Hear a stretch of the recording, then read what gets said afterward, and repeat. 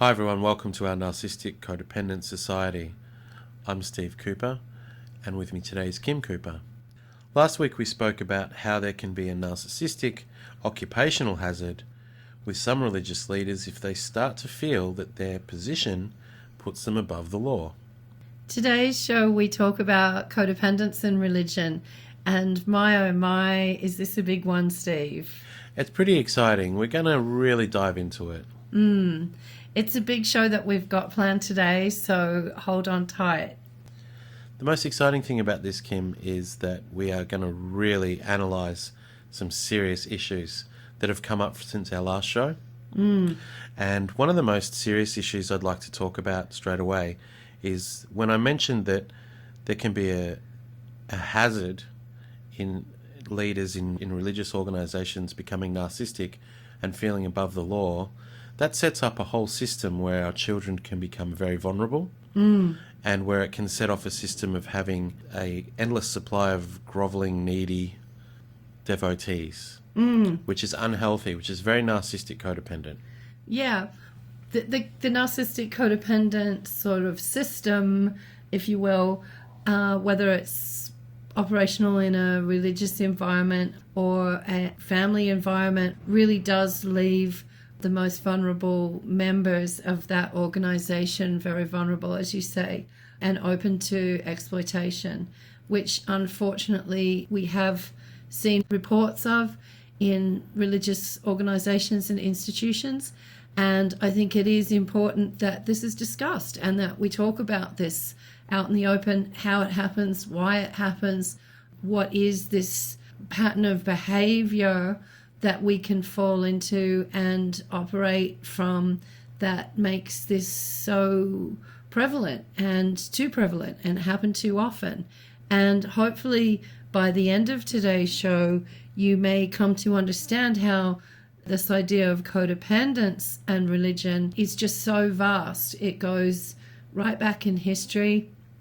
It's something that's actually affected the way that we operate as a society, and I would say caused most of, if not all of, the really serious social issues and conflict issues that we face. Now, I know that's a big claim, and I know that Steve's going to try and back me up here because this has been a big show to put together, and I really want to get started because I know that we've really got a lot to get through. So, Kim, it's really important to say from the outset that I don't think the word narcissistic or codependent ever appears in the Bible. No. So that we know that the words aren't there, but there's so many examples of it. That's right. And I just wanted to warn some people to look. I think people that don't have a biblical or scriptural background, we are going to talk about scripture today, but please stick with us because, as I just mentioned, the Bible's full of these stories. They are fantastic parables for us today, and we're going to talk about that today. Please stick with us. You will find something beneficial out of it, I promise you. Thanks for the disclaimer, because please don't feel like we're going to suddenly go denominational here or that we're going to get off science, which is, usually our work is science-based. We're going to look at actually the book of Job and a little bit of other stuff from the Bible. The reason why is that, number one, the book of Job is one of the oldest books in the Bible. And number two, I really think that if you look at it, and I hope you agree by the end of the show, that this is what it's all about. It's actually a debate, and they're debating some really important ideas here. Job is debating against his three friends and this other guy who comes in at the end, Elihu, who basically the stand that they're taking is the religious codependent stance. And right. It's Job who's arguing against that. And then by the end, the Lord comes in and says that Job has won the debate and his friends are actually incorrect in what they've had to say about God. It's a really interesting book, and hopefully we can see this as history as well because it is so old. And I think it's a really good example of how you really cannot just pick up the Bible and open it up and say every single thing in here is divinely inspired and is just law. Because, as I just mentioned, this is a debate. Job's debating 3 other people who have an awful lot to say. Yeah, it's quite a long debate. Yeah, it's a very long debate. And then by the end of the debate, it said very clearly that they were wrong. So you could pick it up and you could be reading pages and pages of stuff that is then later shown to be wrong thinking. So you do have to be careful with this stuff. Okay, where are we going to start? Great. So, Kim, but first, I think we were planning to talk about how we find it very uncomfortable when people grovel in church. Grovel before the Lord. Should we talk about that? Yeah, we'll start you there. Tell me, yeah. We'll start there because otherwise the stuff in Job isn't going to make as much sense, Right. is it? Yeah, absolutely. Yeah. So this is sort of one of my least favourite things about going to church. I like a lot of things about going to church, and I won't get into them now, but what I really dislike is when somebody gets up and they start praying and they do the whole, I am nothing, I'm just dust at your feet and I'm some little worm and all the glory is yours. This really upsets me. It really does. It's very codependent. It's very codependent. And I think it's kind of amusing that these same people will often be the type of people that, even though they're apparently so humble when they're praying, if you try and talk to them later about how maybe there isn't really a doctrinal basis for that, they know everything.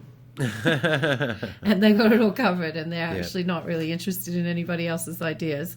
So maybe that's a little bit cheeky of me, but it's important to be devoted in your faith, but maybe we're just questioning whether you have to take that humility to such profound levels. Well, actually, I would say that this is exactly what the book of Job is all about. Right. Is that this is really what they're arguing about. Is Job is taking the side where he's saying that he's not going to grovel. He's saying, no, my conscience is clear and I'm not going to deny my conscience. I'm not going to blaspheme against my conscience by pretending that I've sinned and that I should debase myself in front of God and ask his forgiveness when I don't think I've done anything wrong. So he's accused of being proud by his friends for doing this. But there's a really different kind of pride going on here. They obviously have there's different ideas. Really, you can look at the book of Job and you can say, okay, what's Job's argument and what's his 3 friends and Elihu's argument? Job's argument is that we can't ascribe our sense of justice to God's work and to God's will, that we can't look at life and say just because somebody's a king and somebody else is a pauper that God obviously has blessed that person and he obviously wants to punish the other person. He said that is pride, that is arrogance for us to think that we know how God works and that we can ascribe our sense of justice to him. He feels that he needs to be honest to his own conscience and that he needs to act on his own conscience and that he needs to act and live his life in fear of God, like that he needs to do the right thing, but that he's very upset with his friends for judging him, for them coming in and saying, look at what's happened to you, look at the affliction that's faced you. For those who don't know the story, Job has lost everything by this stage. Well, he hasn't lost his wife, but he's lost his children, he's lost his wealth, his property's been destroyed. He lost his health. He's lost his health, he's covered with sores from head to toe. He can't even rest. He's just become somebody who is mocked and humiliated, and he just has nothing. And so his friends all come to visit him, and that's when this debate occurs. They say that they're all in silence for 7 days, and then this debate starts occurring. And in the beginning, the friends are sort of being nice. Like sometimes judgmental friends will pretend to be nice in the beginning. Yeah, that's right. They pretend like they're kind of being nice to him. But when he won't relent and he won't say, oh, yeah, well, I've obviously brought this on myself, they get more and more relentless in their attack on him. And he gets more and more upset about it because he says You should have compassion for me. Righteousness is about having compassion for the afflicted. Righteousness is about having compassion for people who are facing adversity and hardship. It's about compassion for the poor. And he goes on to say that he's done all of that, and that's what he's done in his life, and that his conscience is clear, and that he doesn't feel like he should be groveling or debasing himself in front of God to try and gain God's mercy. Would it be useful here, Kim, to just add, just for those who aren't familiar with the book, to say that this is a bit of a game between God and the devil? Yeah, that's right. Before this has all started, well, God's actually said to Satan, there's been this conversation, and he said, look at my servant Job. He's God's favorite. Look at him. He's this amazing guy. And Satan says, yeah, but he's only really good to you, and he only obeys you, and he only loves you because you treat him so well, because you take care of him. And he says, and he's a wealthy person, and he's wealthy, and you give him everything. He's been blessed with a nice family and the whole thing. That's right. So he says, if you take all that away from him, that's all going to change. Yeah, he'll probably start cursing you. He'll start cursing you, right. and it'll all change. And so God says, okay, so be it. Have your way with them, but spare him his life. Don't kill him. And so in this, Job is correct and his friends are actually wrong. And this is an incredibly important moral story. And the fact that it is such a long debate, I think is really telling, because it's saying, yeah, there's a bunch of issues in here that we really do need to debate, and we really do need to think about. So I'm just going to read a little bit here to tell you, this is Elihu who comes in at the end. So before Elihu comes in, all the rest of them have sort of been basically trying to tell him, you should admit that you're a sinner. Obviously, you wouldn't be going through all of this if you hadn't done something wrong.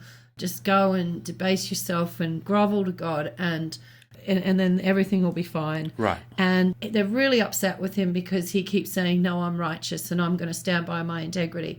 They say, how can you be righteous if you're born of a woman? And, we're all just worms, and there's nobody that's truly righteous, and we're all nothing. And Job won't have a bar of this. Then when Elihu comes in, it says at the beginning, so the three men stopped answering Job because he was righteous in his own eyes. So this is exactly why they were angry at him. They're angry at him because he saw himself as righteous in his own eyes. And Elihu is really angry with Job for justifying himself rather than God. And he's also angry with the three friends because they haven't been able to convince Job that he's wrong. And so I just want to give you a little bit about who this Elihu guy is, because the debate has sort of escalated, and it's sort of right towards the end. There's a bit of a sort of theatre in this whole thing. So Elihu comes in, and his side of the argument is God repays a man for what he's done. He brings upon him what his conduct deserves. It is unthinkable that God would do wrong, that the Almighty would pervert justice. Right? So his take on it is that for Job to say that he's innocent is for him to say that God's wrong, that God's sense of justice is wrong. But Job, on the other hand, is coming in and he's saying, look, there isn't really any justice in the world. Look around you. Right. There's weak people and there's innocent people that are oppressed everywhere, and there's wicked people who are prospering. Yeah. Yeah, and they go peacefully in their sleep. Yeah, they still live. They have a great life. They have a great life and go peace. So he's saying, so you can't ascribe the sense of justice onto God. We can't know that. So this is humility to Job. Humility is saying, you don't know the whole story. You can't pretend to just create the universe in the image of what you think it should be, because that's really basically what these guys are doing. And as it is, Job is right and Elihu is wrong, because in the background, Job is innocent and there is this whole story going on in the background that they don't understand. But Elihu is very into this idea that you can determine what God thinks of somebody by looking at their state, that if they're in jail, if they're in chains, that they deserve to be there. Right. If they're a king and they're on the throne, well, God obviously put them there. And he even takes this right through to the weather. He says that God brings clouds to punish men, or he brings water to the earth to show his love. So if a cyclone hits your city or a hurricane hits your city, it's obviously because everybody in that city was sinners and they had it coming to them. Right. You know, where Job has the opposite point of view. He's saying, no, look, innocent people are harmed all the time by the weather. This just happens. Just here quickly about Elihu. I think this is kind of funny because this, to me, really shows the arrogance and pride in him. This is Elihu's words from Job 36. He says, I get my knowledge from afar. I will ascribe justice to my Maker. Be assured that my words are not false. One perfect in knowledge is with you. So this is what Elihu thinks of himself. You know, He thinks he's got it all covered. He thinks he's got it all covered. He says, one perfect in knowledge is with you. Now, if that isn't a narcissistic, hubristic, arrogant comment, I've never heard one. You know, one perfect in knowledge is with you. And he says, I will ascribe justice to my Maker. So he knows what is just. He knows what's right. And that must be. So there's no way that people being punished that this could be wrong, or that anybody who's being afflicted, it must be their own fault. That's what this basically adds up to. Just getting to the end of the story, which I guess is where we maybe should have started and might have made this make a little bit more sense, is something very interesting happens at the end. Because after Elihu carries on for really a very long time with this kind of nonsense, finally we have the Lord come in and speak.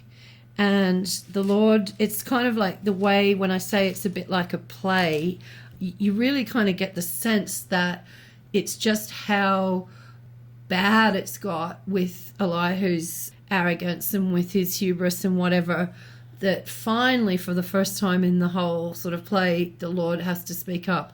And when he comes in, he says, the Lord answered Job out of the storm, and he said, who is this that darkens my counsel with words without knowledge? And then he says, brace yourself like a man. I will question you, and you shall answer me. Now, I think this is really important because later on, you're going to see that I think Job incorrectly thinks that the Lord has been speaking about him when he says, who is this that darkens my counsel with words without knowledge? But I think if you read the story and you read the context of the story and the meaning of the words and really understand it, it's clear that the Lord is really actually speaking about Elihu. Well, that fits the narrative, doesn't it? It really does fit the narrative much better. He's saying, who is this that darkens my counsel with words without knowledge? And then he says to Job, brace yourself like a man. I will question you, and you shall answer me. So he's ringing right in with Job's side of the argument. Is he's saying, don't grovel, don't debase yourself, brace yourself like a man, and I'll question you, and you shall answer me. We're going to have an exchange as equals, and I want you to brace yourself, and I want you to speak to me, and I want you to speak to me confidently. Yeah, it's unequivocal, isn't it? The Lord isn't asking him to come groveling and begging forgiveness. No. Not at all. It's quite the opposite. No, he's saying completely the opposite of that. And so then I think it's really interesting, and I've never heard anybody give this interpretation before, and so I'm sure that some people will disagree with me. But I think that maybe the punctuation or the way this has been put together at the end really doesn't, to me, give the best sense of how this really works. And I'll tell you why. Because after the Lord speaks for quite a while, and we'll get back to some of that in a minute, which I think is really interesting and telling, what happens is that there's this misunderstanding. This is what I think. Because Job then comes in and he says, you asked, who is this that obscures my counsel without knowledge? Surely I spoke of things that I did not understand, things too wonderful for me to know. And he says, you said, listen now, and I will speak, and I will question you, and you shall answer me. So he's going back to that thing that I just spoke about. Job's actually saying that. But he's made this mistake, and he thinks that the Lord was actually saying that about him. He thinks that the Lord was actually chastising him and saying that it was him who was speaking with words without understanding. And so finally, at this point, Job does debase himself. He says, "My ears had heard of you, but now my eyes have seen you. Therefore I despise myself and repent in dust and ashes." And so because he feels like the Lord has finally chastised him, he says, okay, I'm going to debase myself because I'm wrong. Okay, I've lost the debate. I'm wrong. But then it's really interesting because in my Bible it comes in and it says epilogue after that. And then the next thing it says, after the Lord had said these things to Job. Now, I'm really not completely changing the meaning here, but I guess in our day and age, to me, this would make more sense, is if it was actually said, instead of after the Lord had said these things to Job, it actually said the Lord responded to Job. Right. After Job's debased himself, right? And he says to Eliphaz and the other friend of Job's, these guys who have been telling Job to debase himself, he says to them, "I'm angry with you and your two friends, because you've not spoken of what is right, as my servant Job has." And he says this twice. He says again, "You have not spoken of me what is right, as my servant Job has," a little bit later. And not only does he say that Job was right and they were wrong, he also says that he's only going to forgive them if his servant Job is the one who prays for them. Now, this is Job who has been arguing for compassion, has been upset with his friends of being in judgment of him, of saying, "Who are you to judge me? That just because I've been afflicted that you immediately assume that this means that I'm guilty of something." He's been really angry at them, saying, this is not the right thing for you to be doing. You shouldn't be judging people who are afflicted. You shouldn't be judging people who are poor. And there's really some quite long, beautiful pieces in here where he goes into correct behavior. And I do want to read a little bit of that in a moment, Steve. But I just sort of think really the way this flows, to me, it seems fairly obvious. You could see it the other way around, and you could say, finally, in the end, Job repents and he actually debases himself, and then everything's sort of happily ever after. But if you read it, I really don't think that that's what's written here, because there's this misunderstanding. And in that misunderstanding, again, I guess, is Job's humility, is he's not somebody who's pompous and pretending he knows it all. He's just going, oh, well, okay, the Lord's come in and chastised me, but right. It wasn't. It was his friend. And so he comes in and the Lord says, after Job debases himself and says, I despise myself and whatever, he comes straight in after this and says, no, I'm angry at your friends. They're the ones that were wrong. You were right. And I think this is carried through. If you just go back a little bit, there's this really quite long passage before this where the Lord's been speaking to Job, where he talks about these creatures. He talks about a behemoth and he talks about a leviathan. One's a sea creature, one's a land creature, these giant, sort of massive, majestic, really powerful creatures, which, unless you sort of interpret this whole thing in the way I'm saying, it doesn't really make a lot of sense. Why is the Lord all of a sudden talking about these giant creatures? And I mean, I guess the usual interpretation is because the Lord is coming in saying, oh, look, I'm so big and great and you really should just debase yourself. But I really don't think that that's actually what's being said here, because how this all starts, before he starts talking about these big creatures, is he says something really interesting. The Lord says, do you have an arm like God's, and can your voice thunder like his? Now, obviously Job can't, and so this is rhetorical. I admit that. But I think that the tone of this whole passage is really important if you really want to consider this as a debate between whether you should be debasing yourself in front of God or whether you should be feeling like you're a proud and worthy child of God. And that your conscience is clean, that you've behaved with a clean conscience. Yeah, and that that your conscience is your highest authority, not how other people judge you, and that you shouldn't be judging yourself by whether you're a success or a failure in this life. You should be judging yourself by your conscience. Yeah. So if this is the argument, I think the tone of this is really important, and the tone of this carrying through into the next bit about these giant monsters. So the Lord goes on to say, then adorn yourself with glory and splendor, and clothe yourself in honor and majesty. Unleash the fury of your wrath. Look at every proud man and bring him low. Look at every proud man and humble him. So this is what he's really basically instructing Job. And he's saying, if you do this, then I will admit to you that your own right hand can save you. So he's saying, no, I don't want you coming and groveling to me. Like he said at the beginning when he first speaks to him, he says, brace yourself. And I think when we discussed this, Steve, we talked about, with our kids, if your son's done something wrong and he comes to admit it to you and talk to you about it, do you want him groveling to you or? No, well, I don't want him groveling at all. I want him to be able to face what he's done, make what's right, and hopefully learn from it, and then hopefully live with a clean and honourable conscience from then on. Yeah. Because the grovelling doesn't make it better at all. And I don't like it, and I'm sure God doesn't like it either. Even when they're in the wrong, we don't want our children to grovel. We want our children to be confident and honest and able to keep their self-worth. And to brace themselves and be ready to face the questions that are going to come at them. Yeah, that's right. Mm-hmm. And so, as it says in the scripture. And so this is exactly how this begins, this whole passage, when the Lord finally speaks. It's like he's saying, who is this that darkens my counsel with words without knowledge? I think it's obvious here he's talking about Elihu.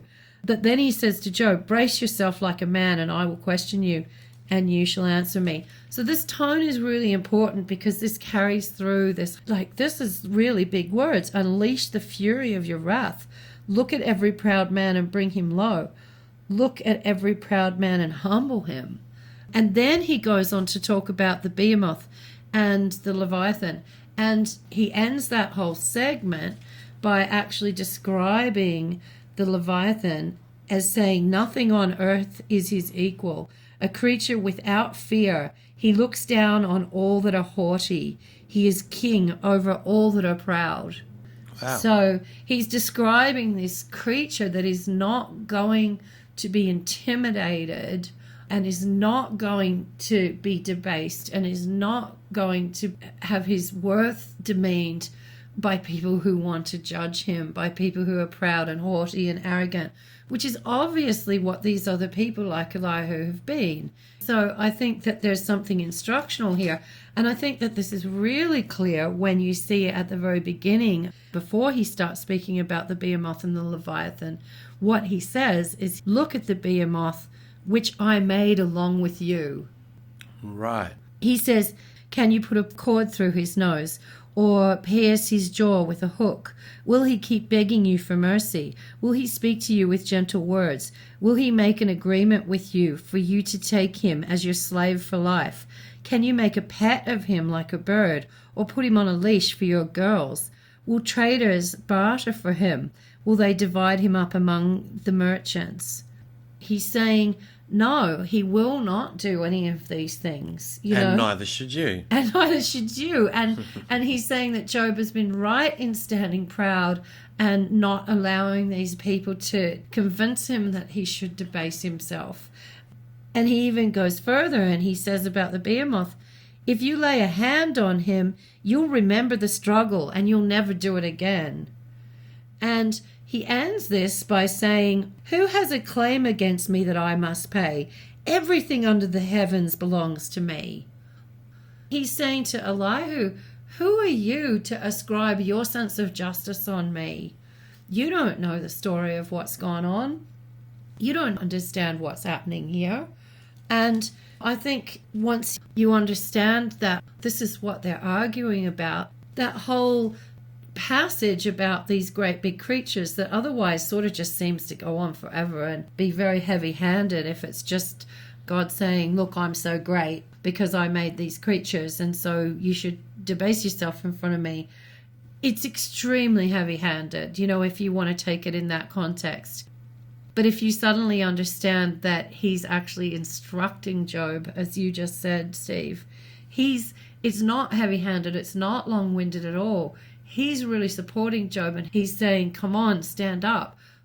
And it seems like there's reason for him to give this instruction, because by this point, Job is just so terrified that he's actually ends up misunderstanding the whole thing. And he just goes, oh, sorry. And he just goes ahead and debases himself, which is exactly what the Lord's really been telling him not to do. And so then the Lord turns around and says, no, you were right and your friends were wrong. I'm angry at your friends. And I guess this brings up the big question, that contradictory word that we have in the English language of being proud or pride. So I guess we should really talk about that, Kim, because we don't want to be too proud and we don't want to be without pride either. So I guess there's two different ways you can look at pride. You can be pride that the whole bountiful creation around you is somehow beneath you and that you're better than everybody else. Or you can be proud in your own knowledge of your own self, like Job maintained, that he was proud of being righteous. And that's where I just want to share a little bit more here, because I think this is a really beautiful passage, Job 31, that I really recommend to everyone to read. I'll read a bit of it. I won't read all of it. But this is where Job is actually talking about what he's proud of and why he is not going to debase himself, and he's not going to let these people tell him that he obviously must have sinned just because he's had all this affliction hit him. And what he says is, he says, if I have walked in falsehood or my foot has hurried after deceit, let God weigh me in honest scales, and he will know that I am blameless. If my heart has been enticed by a woman, or if I've lurked at my neighbor's door, then may my wife grind another man's grain, and may other men sleep with her, for that would have been shameful, a sin for me to be judged by. If I've denied justice to my manservant and maidservant when they had a grievance against me, what will I do when God confronts me? What will I answer when called to account? Did not he who made me in the womb make them? Did not the same one form us both within our mothers? If I have denied the desires of the poor. So this is an amazing passage, because how ancient it is, and that God has clearly in the end said that Job is right in what he's asserting in this debate and the others are wrong. He is clearly talking about equality in here.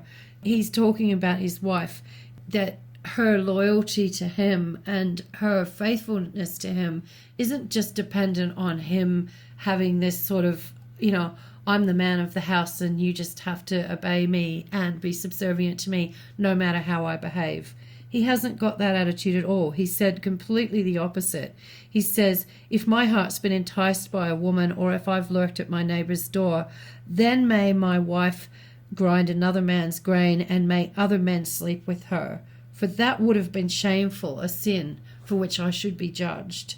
He's talking totally about saying my only authority, my righteousness, my integrity, as he calls it in other places, that he will not deny, is not based on some authoritative role of leadership that's been granted to him by men. It's based on his own knowledge that he fears God, and he says that's wisdom, is to fear the Lord. He says, I'm too scared of God to break his rules. I'm going to do the right thing because I know he's watching me. And I want to do what's right. But he says really clearly in here what doing right is. And what doing right is a matter of equality. There's equality with his wife, and there's also equality with his servants.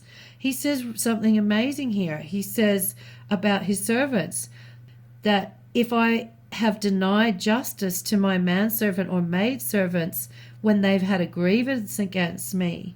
So he's saying, yeah, you would have a right to judge me then. You would have a right to find me at fault if I have not allowed my manservant or my maidservant to have a grievance against me.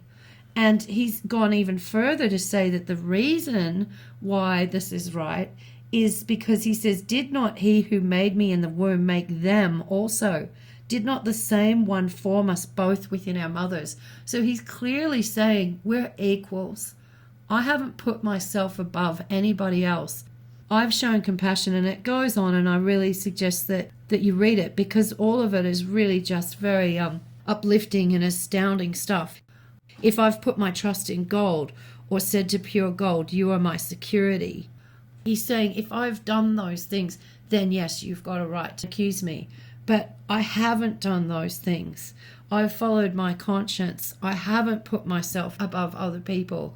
So he's shocked and he's horrified that his friends are doing this to him when he's been afflicted and when he really needs compassion and when he really needs them comforting him. Wow, Kim. So, look, I want to just say too, because, you know, the arguments from Job's three friends and Elihu pretty much underpin a lot of codependent thinking that carries on to this day, and that we're currently faced with on many levels. Particularly that we've brought hardship on an oppression on ourselves, that somehow that terrible oppression is our own fault. Which is not very critical analytical thinking. No. And it's very codependent thinking because it allows that transaction to be maintained. Yeah. It's very beneficial thinking for our narcissistic leaders. Well, that's right, because they can say, well, this is my flock, and they will follow me, and I will lead them.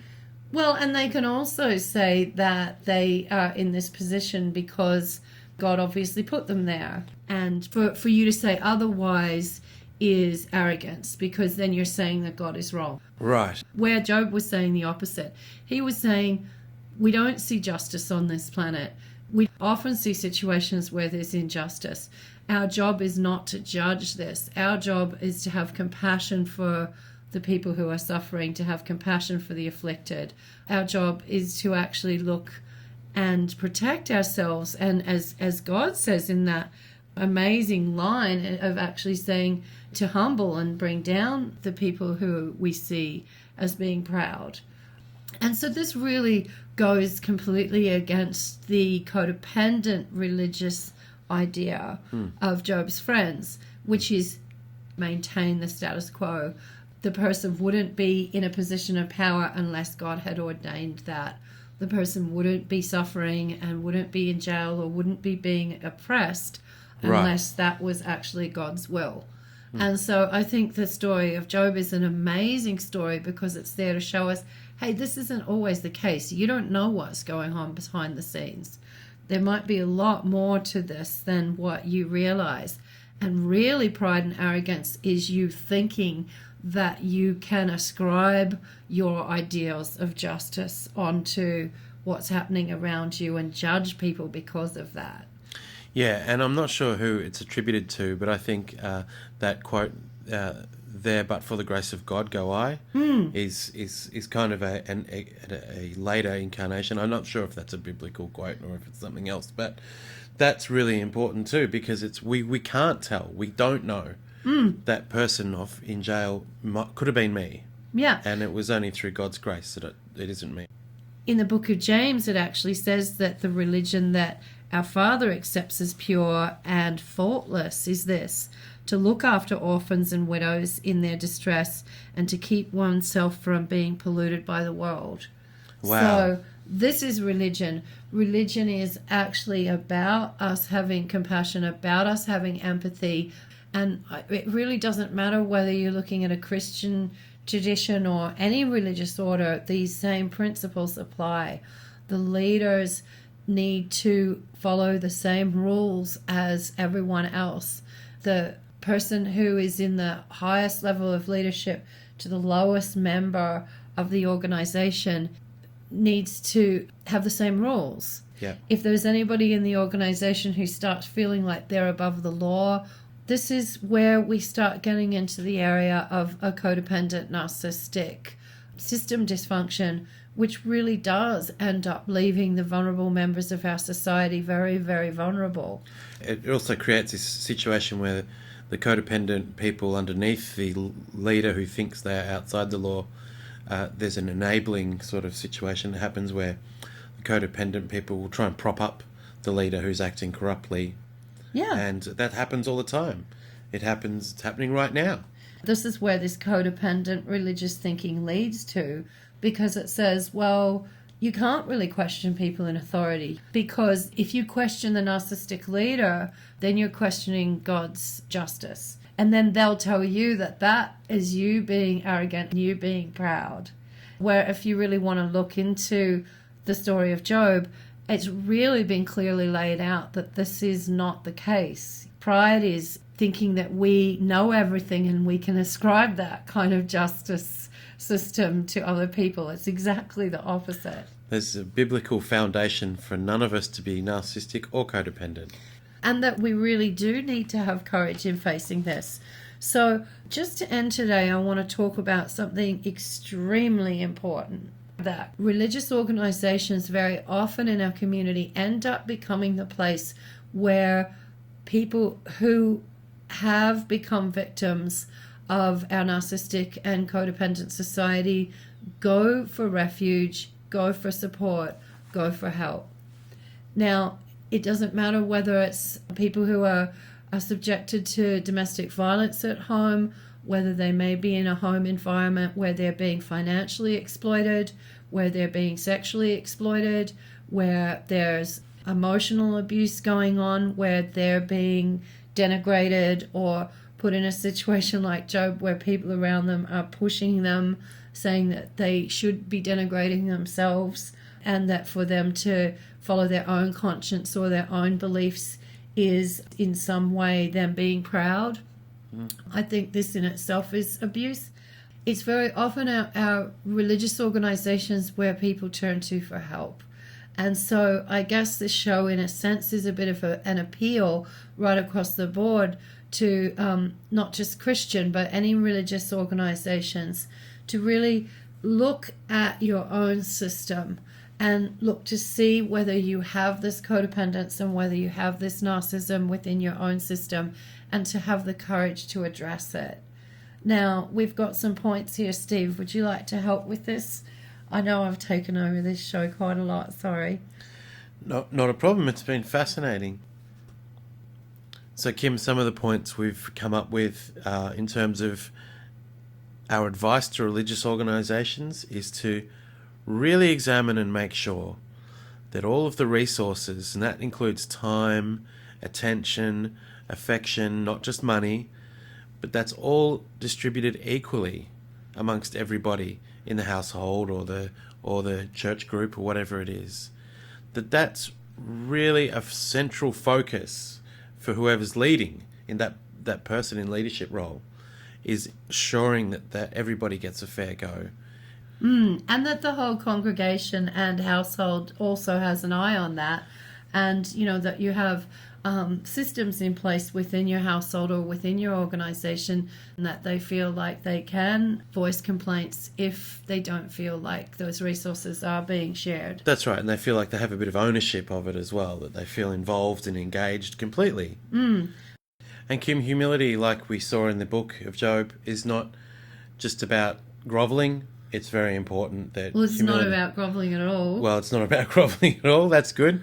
And it's really important that we understand humility for what it really is, and that is keeping an open mind and making sure that we understand that the people around us have ideas as well and have their own ideas about who they are, and we don't try and be better than anybody else. Humility isn't about being better or trying to know more. Or that we don't judge other people right. because of their circumstances or their condition, and that sometimes we don't always know the whole story, like in the story of Job. Yeah, well, his friends didn't know the deal that... The deal was going on with God and the devil. Right, exactly. Yeah. 100%.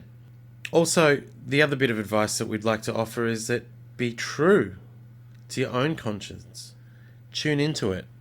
Don't subjugate yourself, because you're not doing anybody any favours. Absolutely.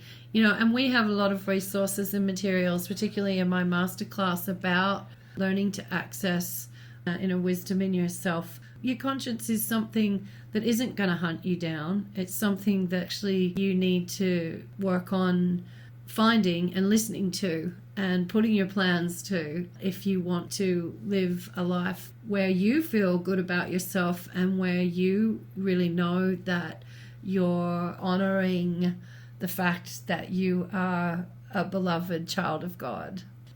I don't think God wants you to play small. Know that you're beloved and that you are worthy.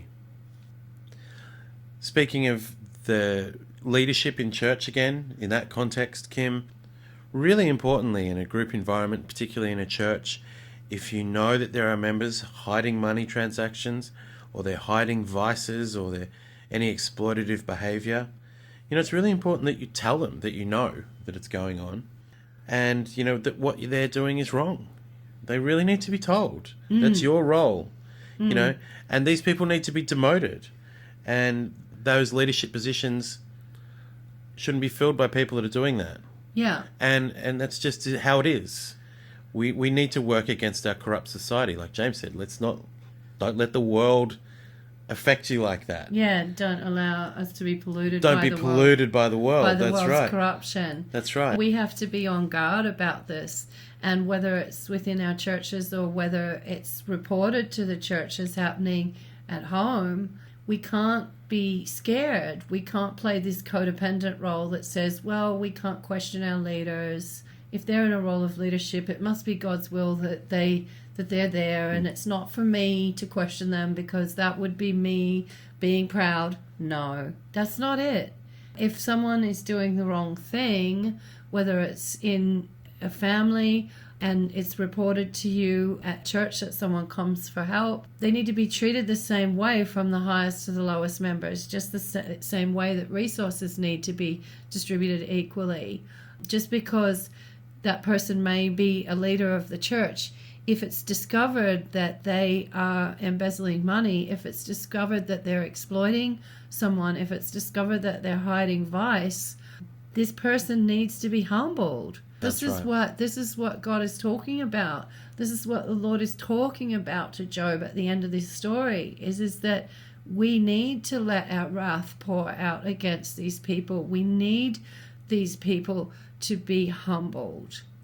And we're just at the end of a very long Royal Commission into child sexual abuse in churches here in Australia.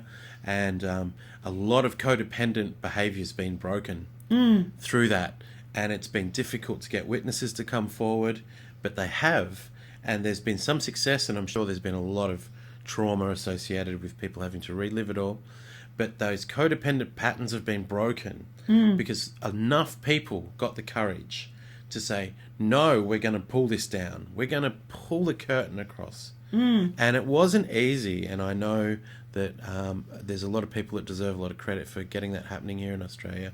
A local journalist that we know, to Kim, and that was really, really important that Royal Commission brought these stories out, and that those people in positions of power were brought to account. That's right, and this is fantastic news that this is happening. This is fantastic news that people are finding the courage to stand up and step out and face the ridicule and face the embarrassment of, like, the religious codependent people in the story of Job, that will stand there and say, who are you to say this against our church leaders? Who are you to accuse them of this? You're just this lowly person, and look at you in your life, and look at him and how successful he's been, and how dare you say this? Because obviously if God really loved you as much as he loves him, you'd be successful too.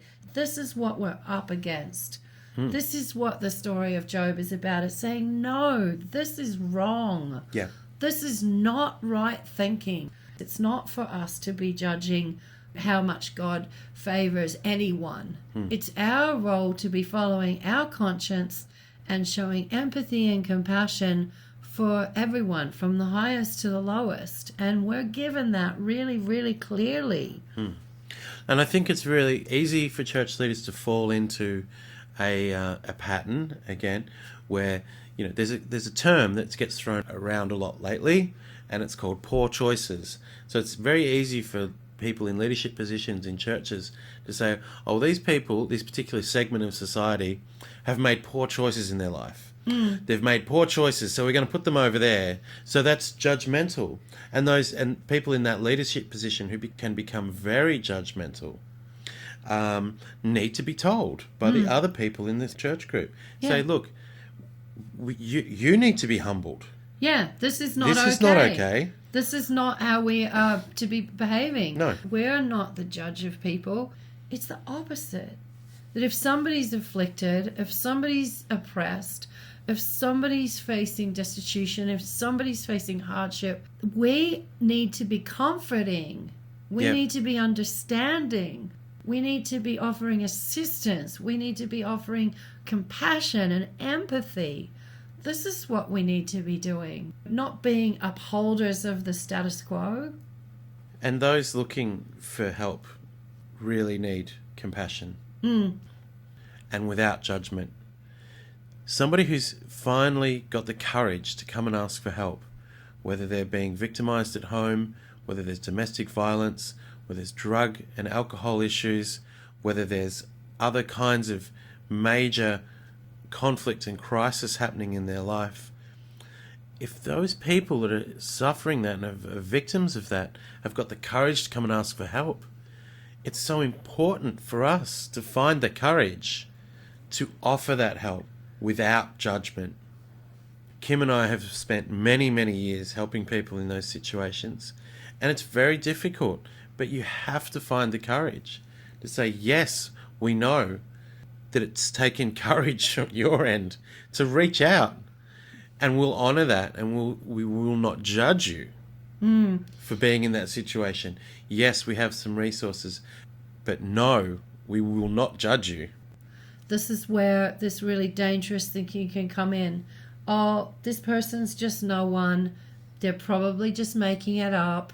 Maybe they're crazy. Right? And this happens all the time. Now, maybe they are crazy. Maybe they are making it up. But in most of the cases that we've seen and witnessed, that's rarely the case. Often the person who's the perpetrator of the abuse of power will try and make that person look crazy. That's right. To try and cover their tracks, they'll do everything that they can to try and make that person look crazy. And you really need to be aware of this. We are not people that are saying throw the book at them all and lock them all in jail and throw them away, and there's just no way that these narcissistic individuals with this narcissistic behavior can be helped. We're the opposite. We're the people who have had the most compassion for these people. We're the people that for years has been saying, yes, there is hope and there is help, but still it needs to be acknowledged.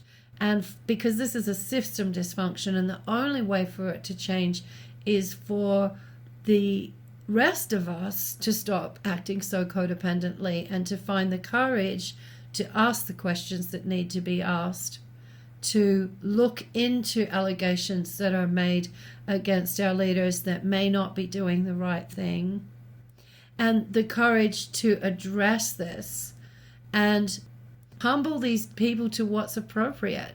Maybe they need to be demoted. Maybe they need to lose their job. Maybe they need to go to jail. It depends on the situation. But we have a lot of resources available. We've worked in this area for 8-9 years now. And if this is something that you would like to look into, developing some protocol in your religious organization, if you're part of one, that makes it easier for people to feel that they can come forward and builds trust with your congregation, that they can come forward if they feel that there may be leaders in your organization that are acting above the law. We really want to hear from you, and we're more than happy to help you do that. And for those of you that are new to what Kim and I do, we do have a lot of resources based on people repairing their broken relationships at home.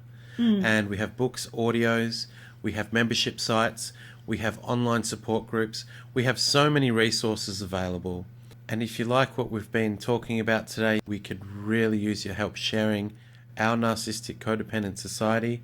We're on Twitter, we're on Instagram, we're on Facebook. Kim and Steve Cooper, thanks very much.